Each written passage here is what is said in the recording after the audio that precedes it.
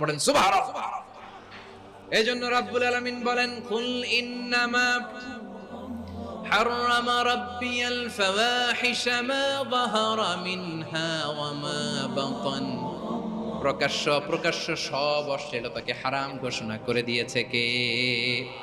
আবার দুনিয়ার বুকে যারা অশ্লীলতার প্রসার করে তাদের জন্য শাস্তি মজুদ রেখেছে কে?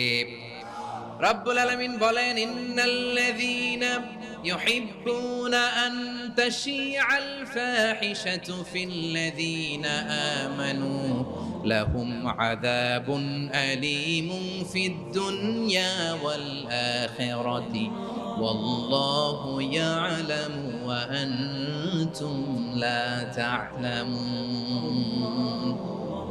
নিশ্চয়ই যারা বিশ্বাসীদের মাঝে অশ্লীলতার প্রচার প্রসার করতে চায় তাদের জন্য আমি মর্মন্তুদ